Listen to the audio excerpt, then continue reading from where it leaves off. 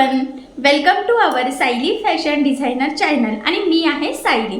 तर बघा मग आज मी तुमच्यासोबत खूप सुंदर अशी ब्लाउजची डिझाईन शेअर करणार आहे। तर ही जी काही डिझाईन आहे त्याची कटिंग आणि स्टिचिंग दोन्ही पण मी तुम्हाला अतिशय सावकाश स्टेप बाय स्टेप आणि खूप काही महत्त्वाच्या टिप्स अँड ट्रिक्स सहित सांगणार आहे, जेणेकरून हा व्हिडिओ बघून तुम्हाला अशी छानशी ट्रेंडिंग ब्लाउजची डिझाईन सहजच बनवता येईल। आणि याची पद्धत इतकी सोपी आहे की जरी तुम्ही कोणी नवीन शिकत असाल तरी सुद्धा तुम्हाला अशी डिझाईन व्हिडिओ बघून बनवणं खूपच सोपं जाईल। ठीक आहे, चला तर मग आता वेळ न घालवता आपण आपल्या आजच्या छानशा व्हिडिओला सुरुवात करूयात। आणि हा व्हिडिओ तुम्ही स्किप न करता पूर्ण नक्की बघा, जेणेकरून ही डिझाईन बघून तुम्हाला तुमच्या ब्लाउज आणि साडीला खूपच सुंदर असा लुक येईल। तर हे बघा, इथे तुम्ही बघू शकतात की इथे आपण साडीचा थोडासा कपडा कट करून घेतलेला आहे। त्याचबरोबर याचा काठ सुद्धा खूपच छोटासा आहे, म्हणजे मोठा काठ आपण स्लीव साठी घेतलेला आहे। तर जो काही छोटासा काठ आहे तो आणि इथे साडीचा थोडासा कपडा वापरून आपण या पैठणी साडीच्या ब्लाउजवर खूपच सुंदर अशी डिझाईन बनवणार आहोत। तर बघा मग आता सगळ्यात आधी मी तुम्हाला हा जो काही ब्लाउजचा बॅक पार्ट आहे तर ऍक्च्युली त्याचा आपण इथे अस्तर आणि मेन फॅब्रिक असं दोन्ही कटिंग करून घेतलेला आहे। आणि त्याचं मेजरमेंट कसं आहे ते मी तुम्हाला सगळ्यात आधी सांगते, जेणेकरून तुम्हाला तुमच्या मापानुसार या डिझाईन साठी कशा पद्धतीने मार्किंग, कटिंग, स्टिचिंग करावी तर हे सहजच लक्षात यावे यासाठी। तर बघा मग हा जो काही ब्लाउज आहे तर त्या ब्लाउजची उंची आहे इथे 12, 1 इंच मार्जिन असं टोटल आपण 13 इंचाला इथे मार्किंग करून घेतलेली आहे। त्यानंतर वरच्या साईडला आपण टाकलेला आहे 2.5 इंचाची गळा रुंदी आणि 5.5 शोल्डर। तर गळा रुंदीची मार्किंग केली आणि याचा जो काही मुंडा आहे तर तो आपण इथे घेतलेला आहे 5.5 इंचाचा। त्याचबरोबर इथे 1.5 ला मार्किंग करून बॅक साईडच्या मुंड्याचा शेप सुद्धा दिलेला आहे। आणि इथून छातीचा चौथा भाग अधिक 1.5 इंच मार्जिन, म्हणजे 8 अधिक 1.5 किंवा 2ही घेऊ शकता, तर इथे मी 2 घेतलं। असं टोटल आपण 10 इंचाला मार्किंग करून हा बॅक पार्ट इथे कटिंग करून घेतलेला आहे। तर सगळ्यात आधी आता गळ्याची जी काही मार्किंग आहे तर ती आपल्याला अस्तरच्या बॅक पार्टवर इथे करून घ्यायची आहे। तर तुमचा जेवढा काही गळा असेल त्यामध्ये अर्धा इंच एक्स्ट्राचं मार्जिन ऍड करायचं। तर इथे मी 9 ला मार्किंग केली, 2.5 इंच गळा रुंदीची मार्किंग करून इथे हा बॉक्स ड्रॉ करते। ही आपली बेसिक स्टेप आहे। त्यानंतर बघा आपल्याला इथून गळ्याची मार्किंग करायची आहे, तर ती आपल्याला ह्या मुंड्याला मॅच करायची आहे। तर बघा मग मी इथे पट्टीच्या सहाय्याने एक लाईन ड्रॉ करून घेते। त्यानंतर अजून थोडंसं 1.25 ते 1.5 इंच मार्जिन ठेवून अजून एक लाईन ड्रॉ केली। त्यानंतर बघा इथून या पद्धतीने गळ्याचा आकार आपल्याला ड्रॉ करून घ्यायचा आहे। आणि हा आहे आपला फायनल शेप। आता ही जी काही गळ्याची मार्किंग आहे तर ती आपल्याला कॅनव्हास पेपरवर करायची आहे, कारण हा गळा आपल्याला कॅनव्हास पेपर लावून इथे स्टिच करायचा आहे। तर बघा मग मी इथे थोडासा कॅनव्हास पेपर कट करून घेतला, हा पेपर कॅनव्हास आहे। तर बघा डबल फोल्ड करून या पद्धतीने व्यवस्थित आपल्याला इथे ठेवून घ्यायचा आहे। त्यानंतर ह्या ठेवल्यावर बघा फेंट फेंट मार्किंग आपल्याला दिसते, तर ती स्केच पेनच्या सहाय्याने आपल्याला इथे ड्रॉ करून घ्यायची आहे। आणि ही ड्रॉ झाल्यानंतर आता कॅनव्हास पेपरच्या दुसऱ्या साईडला सुद्धा आपल्याला बघा ती मार्किंग फेंट फेंट दिसते, तर ती सुद्धा इथे डार्क करून घेऊयात, जेणेकरून सेंटर पासून दोन्ही पण साईडचा गळ्याचा आकार आपला सेमच यावा यासाठी। आणि त्यानंतर कडेने 1 इंच एवढं मार्जिन ठेवून एक मार्किंग केली, आणि जी काही 1 इंच ठेवून मार्किंग केलेली आहे एक्झॅक्टली त्यावरच आपल्याला इथे कॅनव्हास पेपर कट करून घ्यायचा आहे। तर बघा मग कॅनव्हास पेपरची सुद्धा इथे कटिंग झालेली आहे, सेंटरची मार्किंग सुद्धा करून घेतली। आता आपल्याला सगळ्यात आधी अस्तर आणि मेन फॅब्रिक इथे एकमेकाला जोडून घ्यायचं आहे। तर त्यासाठी मग सगळ्यात आधी आपल्याला जो काही ब्लाउजचा बॅक पार्ट आहे तर तो इथे सरळ ठेवायचा आहे। त्यानंतर अस्तरचा बॅक पार्ट ठेवून घेतला बघा त्यावर व्यवस्थित, आणि मग त्यावर ठेवायचा आहे आपण कटिंग केलेला कॅनव्हास। आणि हे तिन्ही सेंटर आपल्याला इथे मॅच करायचे आहे। आणि सगळ्यात आधी बघा इथे मध्यभागी एक टीप टाकून घ्यायची आहे, जेणेकरून आपल्याला नंतरचा गळा स्टिच करणं सोपं जाईल आणि आपला गळा तिरका वगैरे व्हायला नको यासाठी। तर बघा मग इथे सेंटरला आपण एक टीप टाकून घेतलेली आहे। आता ब्लाउज पीसचा धागा सुईत अटकल्यामुळे बघा ते गोळा झाला, तर ते मी सरळ करून घेतला। आणि आता आपल्याला जी काही एक्झॅक्ट आपली मार्किंग आहे गळ्याची तर त्यावरच इथे टीप मारून घ्यायची आहे। टीप मारताना कुठेही टीप तिरकी वगैरे जाणार नाही, जेवढं शक्य आहे तेवढं जी मार्किंग आहे त्यावरच टीप मारण्याचा प्रयत्न करा। जर टीप परफेक्ट आली तरच आपलं गळ्याचा शेप आपण जसा मार्क केलेला आहे तसा येईल। जर का तुम्ही गळ्याचा आकार प्रॉपर घेतला नाही तर मग व्यवस्थित येणार नाही, म्हणजे जर टीप व्यवस्थित मारली नाही तर। आता यानंतर बघा लगेचच आपण कमरेच्या साईडला साधारणतः अर्धा इंच एवढं मार्जिन ठेवून एक टीप टाकून घेऊयात। या स्टेपमुळे काय होईल की गळा आणि कमरेचा पार्ट असं दोन्ही आपल्या इथे सोबतच रेडी होईल, आणि इथे आपल्याला कुठेही गळापट्टी किंवा कमरपट्टी लावण्याची गरज सुद्धा पडणार नाही. एक्स्ट्राचं जे असेल मेन फॅब्रिक थोडंसं किंचित कट केलं, त्यानंतर गळ्याच्या मध्ये सुद्धा जे काही एक्स्ट्राचं आहे तर ते आपल्याला इथे कट करायचं आहे. 1 लाईन किंवा 2 लाईन एवढं मार्जिन ठेवून. ठीक आहे. आणि आता आपल्याला ह्या गळ्याला द्यायचे आहे छोटे छोटे कट्स, जेणेकरून ज्यावेळेस आपण हा गळा सरळ करू तर तो प्रॉपर फिनिशिंग सहित व्यवस्थित फोल्ड व्हावा, त्यासाठी ही स्टेप खूपच इम्पॉर्टंट आहे. आता बघा इथे कट्स मारल्यानंतर या पद्धतीने आपल्याला हा बॅक पार्ट इथे सरळ करून घ्यायचा आहे. आणि तो आता कमरेच्या साईडला मी व्यवस्थित प्रेस करते, गळ्याच्या साईडला सुद्धा. ठीक आहे. आणि आता आपल्याला इथे सगळ्यात आधी गळ्याच्या साईडला द्यायची आहे दाबटीप.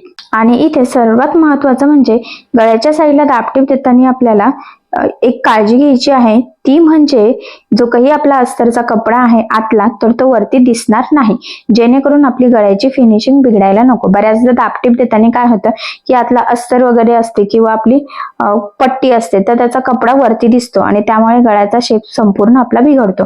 सो तसं होऊ नये त्यासाठी ती काळजी आपल्याला इथे घ्यायची आहे. आणि प्रॉपर फिनिशिंग सहित व्यवस्थित थोडं थोडं पकडत या पद्धतीने बघा गळ्याला दाबटीप देऊन घ्यायची आहे. दाबटीप म्हणजे जी एकदम जवळून असते आणि आपल्याला छान अशी फिनिशिंग सुद्धा त्यामुळे नक्कीच मिळते. तर बघा मग प्रॉपर फिनिशिंग सहित इथे आपला हा गळा रेडी झालेला आहे. त्यानंतर आता लगेचच आपण कमरेच्या साईडला सुद्धा इथे दाबटीप देऊन घेऊयात. आणि इथे सुद्धा दाबटीप देताना आपल्याला काळजी घ्यायची आहे की आतला बघा जो बॅक पार्टचा जो काही आपला अस्तरचा कपडा आहे तर तो वरती दिसणार नाही, जेणेकरून आपली फिनिशिंग बिघडायला नको यासाठी. तर बघा मग फायनली एकदम प्रॉपर फिनिशिंग सहित आपण इथे सुद्धा दाबटीप देऊन घेत आहोत. ऍक्च्युली बघितल्यावरच लक्षात येईल तुमच्या किती छान व्यवस्थित अशी याची फिनिशिंग आलेली आहे. आणि फायनली गळा आणि कमरेचा पार्ट रेडी झाला. इथे कुठेही आपल्याला कमरपट्टी किंवा गळापट्टी लावण्याची गरज सुद्धा नाहीये. त्यानंतर बघा ह्या पद्धतीने अस्तर आणि मेन फॅब्रिक आपल्याला एकमेकाला जोडून घ्यायचं आहे. हे जोडताना जेवढं शक्य आहे तेवढं कमीत कमी मार्जिन आपल्याला इथे पकडायचं आहे, कारण हे मार्जिन आपण कुठेही कॅल्क्युलेट केलेलं नसतं. आणि हे जोडताना ते कुठेही गोळा होणार नाही, तिरकं वगैरे जाणार नाही. तर या छोट्या मोठ्या गोष्टींची सुद्धा आपल्याला इथे काळजी घ्यायची आहे.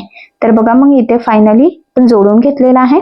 त्यानंतर आता जे काही एक्स्ट्राचं मेन फॅब्रिक आहे तर ते इथे आपल्याला कटिंग करून घ्यायचं आहे, जेणेकरून आपल्याला म्हणजे तुम्हाला सगळ्यांना माहित आहे की आपण नेहमी अस्तरवर परफेक्ट कटिंग करतो आणि अस्तरचा जो काही पार्ट असतो तर तो परफेक्ट असतो आणि त्याच्यापेक्षा मेन फॅब्रिक थोडा एक्स्ट्रा घेतो, जेणेकरून आपल्याला स्टिचिंग करणं सोपं जावं.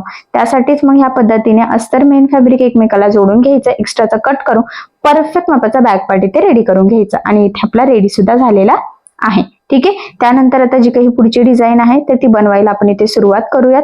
तर बघा मी इथे साडीचा कपडा घेतलेला आहे. आता याच्यासाठी मॅचिंग दोरा लागणार आहे, जेणेकरून आपली डिझाईन सुद्धा प्रॉपर फिनिशिंग सहित रेडी व्हावी यासाठी.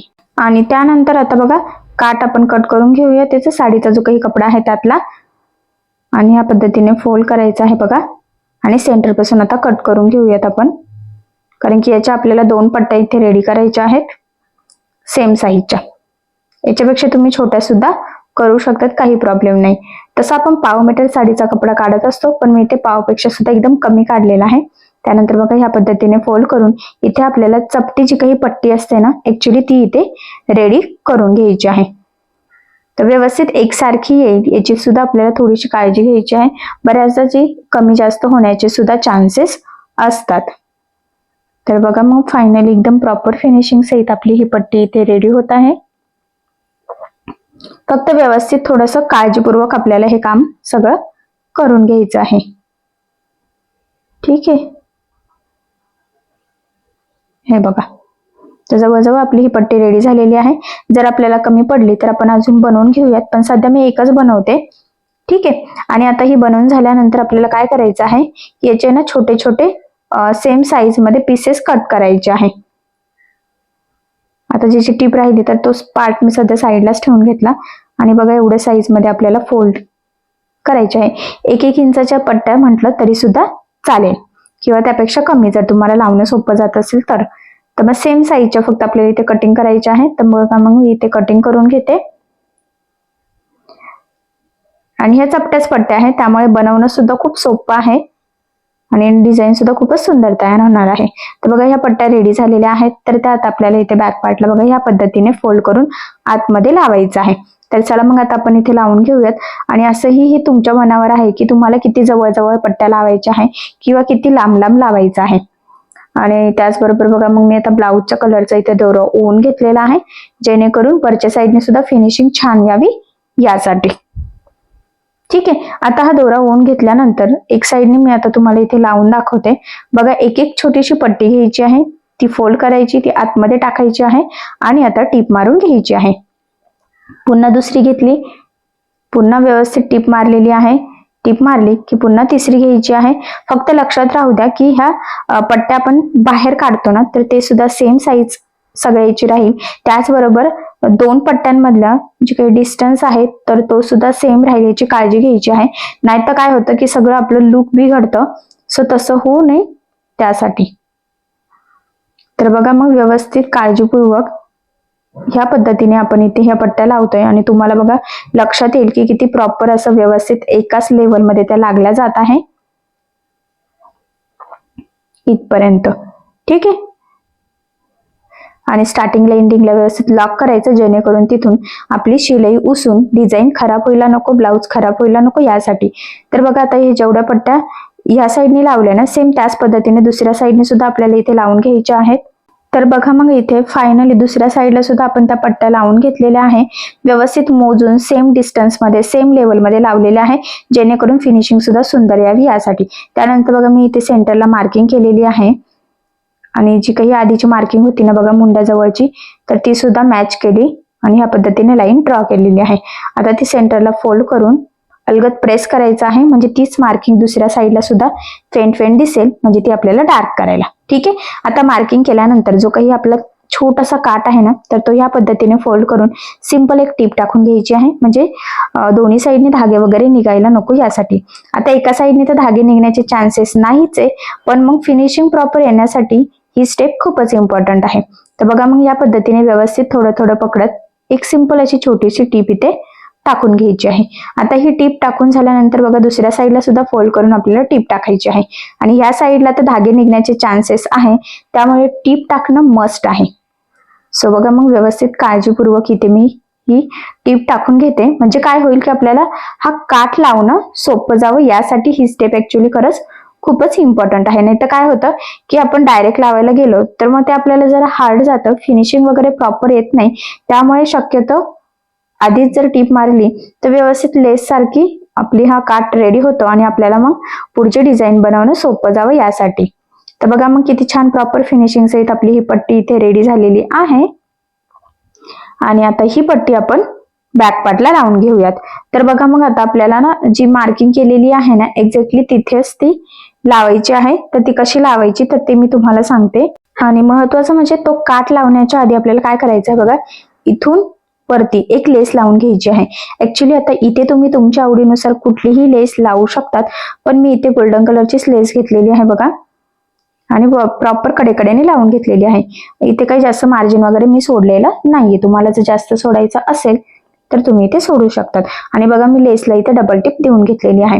मी नेहमीच सांगत असते की लेस जाड बारीक कशीही असो शक्यतो त्याला डबल टिप देत चालायची आहे.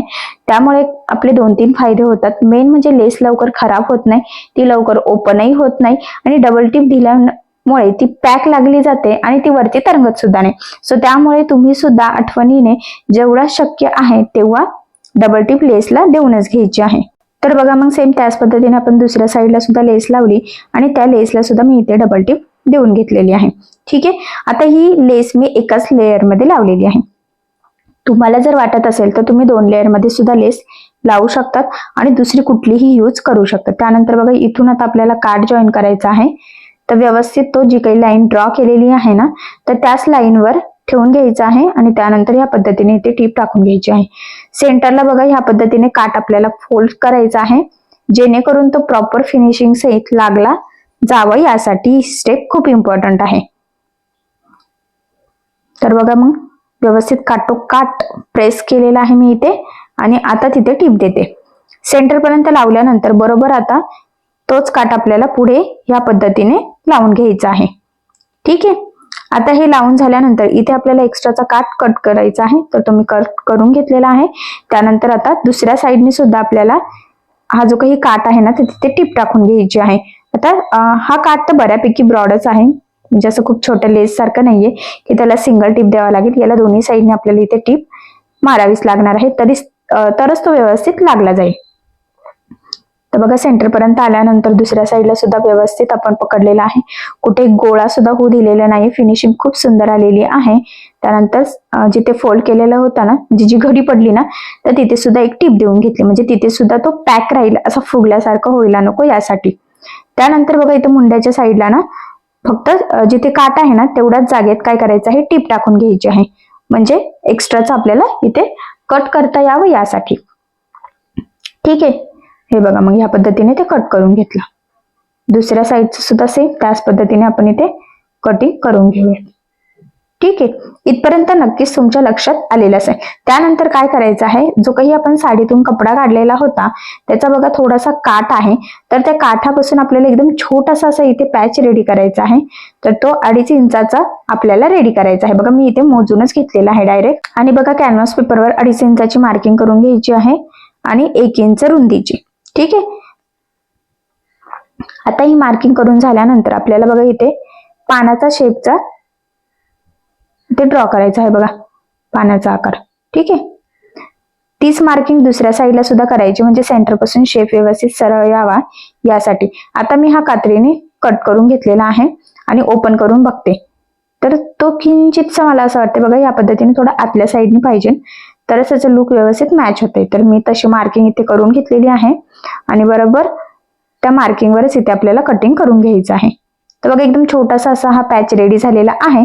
आता हा पॅच म्हणजे हा जो काही कॅनव्हास पेपर आहे तर तो आपल्याला काठाचा बनवायचा आहे. तर बघा काठ मी उलटा ठेवलेला आहे, त्यावर कॅनव्हास पेपर ठेवलेला आहे आणि जेवढं शक्य आहे तेवढं कडेकडेने आपल्याला इथे टीप मारून हा काठ आणि हा आपण कटिंग केलेला कॅनव्हासचा पॅच एकमेकाला जोडून घ्यायचा आहे. मार्जिन जास्त पाहिजे वगैरे कमी पाहिजे, जेवढं शक्य आहे तेवढं कमीत कमी मार्जिन पकडायचं आहे इथे.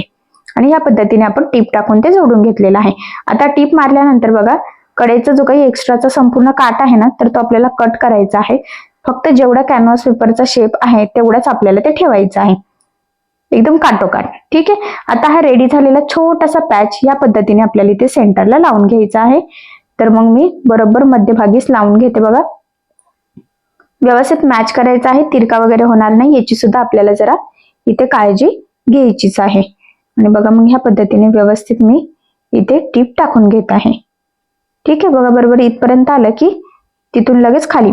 पुन्हा सांगते, जेवढं शक्य आहे तेवढं कमीत कमी मार्जिन पकडूनच आपल्याला हा पॅच सुद्धा इथे जोडायचा आहे. जास्त मार्जिनची इथे काहीही गरज नाहीये. आणि अशा पद्धतीने आपण आता इथे हा पॅच जोडून घेतलेला आहे. तर यानंतर काय करायचं, या पॅचला आपल्याला एक लेस लावायची आहे. ऍक्च्युली इथे तुम्ही तुमच्या आवडीनुसार कुठलीही लेस लावू शकतात. त्याआधी काय करायचं आहे, बघा इथे जो काही काट आहे ना तर त्याच्या कडेकडेने एक लेस लावायची आहे.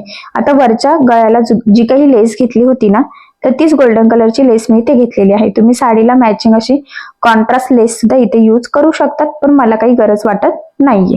ठीक आहे, इथपर्यंत लावल्यानंतर दुसऱ्या पार्टला सुद्धा आपल्याला सेम त्याच पद्धतीने ही लेस लावून घ्यायची आहे. बघा व्यवस्थित कडेकडेने एकसारखं, म्हणजे शेप चेंज व्हायला नको यासाठी. आणि त्यानंतर आता इथे सुद्धा आपल्याला टीप टाकून घ्यायची आहे. तर बघा मग दोन्ही साईडला प्रॉपर फिनिशिंग सहित आपण ही गोल्डन लेस लावून घेतलेली आहे. त्यानंतर मध्ये जो काही शेप आहे तिथे सुद्धा आपल्याला लेस लावायची आहे, पण तिथे ना एकदम छोटीशी बारीक लेस मी लावणार आहे. हे बघा, आणि गोल्डनच घेतलेली आहे, दुसऱ्या कलरची घेण्याची मला तरी इथे गरज वाटत नाहीये. ठीक आहे, तर बघा मग इथून स्टार्ट करूयात लावायला आणि व्यवस्थित कडेकडेने लागली जाईल. त्या लेसमध्ये ना आपला ऍक्च्युली जो कडेचा पार्ट आहे ना पॅचचा तो दाबला जाईल याची काळजी घ्यायची, जेणेकरून फिनिशिंग पण छान येईल आणि तिथून धागा निघून आपला ब्लाऊज लवकर खराब होण्याचे चान्सेस सुद्धा राहणार नाही. तर बघा मग व्यवस्थित त्याच शेपवर मी थोडं थोडं पकडत इथे टीप टाकून घेत आहे. त्याचबरोबर काय अजून एक महत्वाचं आहे की वरती आता जिथे संपते ना तिथे आपल्याला ही लेस फोल्ड करून घ्यायची आहे. तर बघा मग फोल्डिंग पुरता मी ठेवते, बाकीची एक्स्ट्राची कट केली तर ती व्यवस्थित फोल्ड करून इथे टीप टाकून घ्यायची आहे. आपल्याला थोडंसं जाड लेअर तयार होईल, कारण की 2 लेस एकावर एक येतील, पण व्यवस्थित काळजीपूर्वक आपला आकार चेंज होणार नाही याची आपल्याला थोडीशी जास्त काळजी घ्यायची आहे. कारण जर आकार चेंज झाला तर ब्लाऊजचं सगळं फिनिशिंग आणि लुकच जाईल, सो तसं व्हायला नको यासाठी. आणि फायनली ह्या लेसला सुद्धा मी डबल टिप देऊन घेतलेली आहे आणि प्रॉपर पॅक असा आपण हा पॅच इथे लावून घेतलेला आहे. ठीक आहे, इथपर्यंत आय होप सो नक्कीच तुमच्या लक्षात आलेलं असेल. त्यानंतर आता इथे आपल्याला बॅक साईडला टाकायचे आहे टक्स. तर त्या टक्सची आता आपण सगळ्यात आधी इथे मार्किंग करून घेऊयात. तर बघा मी ब्लाउजचा मॅचिंग धागा इथे ओढून घेतलेला आहे. याआधी आपण लेस लावत होतो, तर लेसचा मॅचिंग म्हणजेच गोल्डन कलरचा धागा ओलेला होता, जेणेकरून आपली फिनिशिंग बिघडायला नको. तर बघा आता इथे आपल्याला सेंटर पासून मार्किंग करायची आहे 4.5 इंचाची, आणि उभी मार्किंग जी आहे तर ती इथे मी 3.5 इंचाची केलेली आहे. तशी आपल्याला 4 इंचाची करायची असते, पण तिथे काट आलेला आहे त्यामुळे मग अर्धा इंच कमी घेतला. आणि बघा मग या पद्धतीने तिरका टक्स आता आपल्याला इथे टाकून घ्यायचा आहे. टक्सला नेहमी डबल टिप द्यायची, त्याचबरोबर स्टार्टिंगला आणि एंडिंगला डबल टिप देऊन लॉक सुद्धा करायचा आहे, जेणेकरून टक्स लवकर खराब व्हायला नको आणि आपला ब्लाउज सुद्धा अर्थातच त्यामुळे लवकर खराब होणार नाही. ठीक आहे. तर बघा मग ह्या पद्धतीने आपण इथे डबल टक्स टाकून घेतलेला आहे, म्हणजे डबल टिप देऊन दोन्ही साईडला प्रॉपर फिनिशिंग सहित इथे टक्स टाकलेले आहेत. त्यानंतर इथे आपल्याला एक नॉट लावायची आहे. तुम्ही तुमच्या आवडीनुसार वेगळ्या कलरची लावायची असेल किंवा ब्लाउजच्या कपड्याची करायची असेल तर तशी सुद्धा करू शकतात, पण मी सिंपल अशी गोल्डन रेडीमेड नॉट इथे लावलेली आहे. आणि बघा मग फायनली आपला खूप सुंदर असा बॅक पार्ट इथे रेडी झालेला आहे. आणि मी म्हटल्याप्रमाणे सिंपल असे फॅब्रिकचे लटकन बनवलेले आहे आणि रेडीमेड नॉट लावलेले आहे. तर बघा मग साडीचा थोडासा कपडा, 1/2 मीटरपेक्षा सुद्धा कमी कपडा आणि छोटासा काठ वापरून आपण खूप सुंदर अशी एकदम सोपी अशी डिझाईन इथे बनवलेली आहे. आणि नक्कीच या डिझाईनमुळे आपल्या साडीला आणि ब्लाउजला खूप सुंदर लुक येईल. आणि बऱ्याचदा आपल्याला छोट्याशा काठापासून कशी डिझाईन बनवावी ही सुचत नाही, तर ही डिझाईन तुम्ही नक्की ट्राय करा. आणि ही डिझाईन लावून जर का ब्लाऊज शिवला तर ब्लाऊज संपूर्ण कसा दिसतो तर ते मी तुम्हाला दाखवते, जेणेकरून तुम्हाला तुमच्या कुठल्या साडीवर हा मॅच होईल तेही लक्षात येईल. तर बघा मग ही आहे साडी. छान साडी आहे, काठपदरची, एक साईडला मोठा काठ, एक साईडला छोटा काठ आहे. आणि फायनली ब्लाऊज सुद्धा आपल्या इथे कम्प्लीट स्टिच झालेला आहे. कलर कॉम्बिनेशन सुद्धा खूपच सुंदर आहे. तर बघा मग इथे स्लीव सुद्धा रेडी झालेले आहेत. आणि तुम्हाला आता मी हा बॅक पार्ट कसा दिसतोय तर ते इथे दाखवते. तर बघा मग किती सुंदर असं लुक आलेला आहे आणि किती छान सुंदर फिनिशिंग सहित आपला हा ब्लाऊज इथे रेडी झालेला आहे. आणि नक्कीच या ब्लाऊज डिझाईनमुळे आपल्या साडीला आणि ब्लाऊजला खूप सुंदर असं लुक आलेला आहे. सो अशी छानशी लेटेस्ट ट्रेंडिंग ब्लाऊज डिझाईन तुम्ही नक्की ट्राय करून बघा. नक्कीच तुमची साडीला ब्लाऊजला खूप सुंदर असं लुक येईल. तर तुम्हाला आपला आजचा व्हिडिओ कसा वाटला हे मला कमेंट करून नक्कीच कळवा. मी तुम्हाला आज संपूर्ण कटिंग स्टिचिंग दोन्ही पण अतिशय सावकाश स्टेप बाय स्टेप आणि खूप काही महत्त्वाच्या टिप्स अँड ट्रिक्स एक सांगितलेला आहे, जेणेकरून हा व्हिडिओ बघून तुम्हाला हे असं सहज स्टिच करता येईल. ठीक आहे. आणि जर तुम्हाला काही प्रॉब्लेम येत असेल तर मला कमेंट करून नक्कीच कळवा. तर तुम्हाला आपला आजचा व्हिडिओ आवडला असेल तर व्हिडिओला लाईक करायला विसरू नका. आणि जर तुम्ही आपल्या चॅनलवर नवीन असाल आणि अजून सबस्क्राईब केलेलं नसेल तर सबस्क्राईब नक्की करा. आणि ज्यावेळेस तुम्ही सबस्क्राईब करा त्यावेळेस त्यासमोरील बेल आयकॉन ही नक्की प्रेस करा. त्यामुळे काय होईल, जेव्हा मी नवीन व्हिडिओज टाकेल त्याचं नोटिफिकेशन तुम्हाला तुमच्या मोबाईलवर येईल, जेणेकरून जर तुम्ही सबस्क्राईब केलेलं असेल तर तो नवीन टाकलेला व्हिडिओ तुम्हाला लगेच मिळेल. तुम्हाला तो खूप शोधावा सुद्धा लागणार नाही. ठीक आहे. चला मग आता आपण आपला आजचा व्हिडिओ इथेच थांबूयात आणि भेटूया पुन्हा नवीन अशा छानशा व्हिडिओमध्ये. तोपर्यंत टेक केअर, काळजी घ्या. आणि आपला आजचा व्हिडिओ शेवटपर्यंत पूर्ण बघितल्याबद्दल thank you so much. Bye bye.